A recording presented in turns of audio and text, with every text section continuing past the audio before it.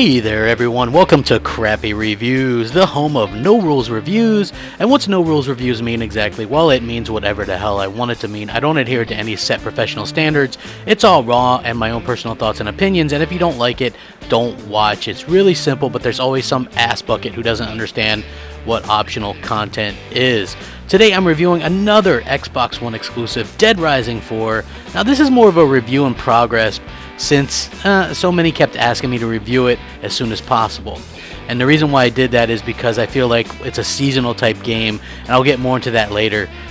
So the review score might change, but unless the game completely falls apart on me at the end, it'll likely stay the same. Now, Dead Rising 3 was one of my most surprising launch titles on the Xbox One way back in 2013, and so I was very excited to see a sequel coming this year, and the fact that it went back to Frank West as the protagonist was an amazing bonus, as he had the most character in the entire series to begin with, in my humble opinion. Graphically, the game isn't anything special. Let's get that right out in the open. These more open world types of games with thousands of enemies on the screen at once aren't going to really compete with the more linear styles of games like Rise, Son of Rome, Gears of War 4, or even Uncharted 4, but it doesn't look terrible either. One of the things that does bug me is that the zombies, while plentiful, so often carbon copy one another. Basically, that's something that wasn't in the last Dead Rising. And what I mean by that is no two zombies looked alike in Dead Rising 3 or wore the same outfit in Dead Rising 3. So in that aspect, it feels like a step back. On the plus side, the frame rate is much better in Dead Rising 4 than it ever was in Dead Rising 3. And the performance of a game trumps the little things like zombies wearing the same clothes. Now the gameplay is familiar yet awesome. Third-person action shooter beat-em-up hybrid. One of the best new features in this game is the selfie. I know it's cliche as hell, and because Dead Rising games never take themselves too seriously, it adds a bit more fun and zaniness to the game.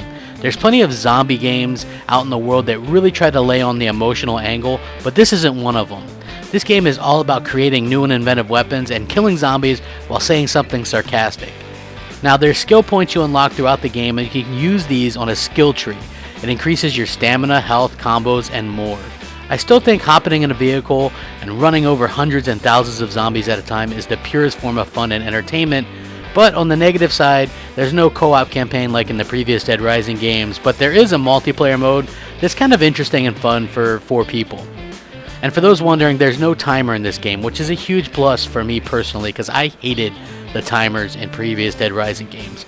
Now the story isn't Shakespeare or anything like that. It's typical zombie nonsense, typical zombie fodder really. You're Frank West and you've retired to teach. You're in your 50s now. One of your students takes you out on a surprise investigation. A bunch of sick things happen. Next thing you know, you're caught up in the Willamette Mall.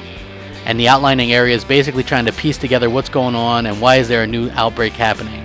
The over-the-top boss fights, the exosuits, the weapons and vehicles are all so fun.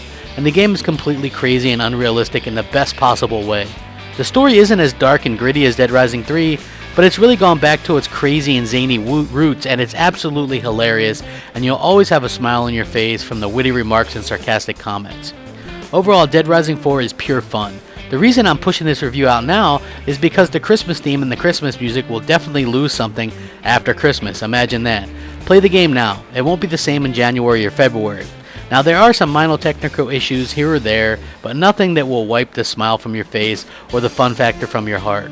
So often these days everyone is looking for a video game at being art or some kind of emotional experience. I say screw that. To me, video games have always been about mindless fun, and Dead Rising 4 achieves this in spades. Dead Rising 4 is a fantastically fun game, and it gets an 8.25 out of 10. Please remember to comment, rate, and sub. Thanks for watching. Rack 'em up. Crapgamer, out.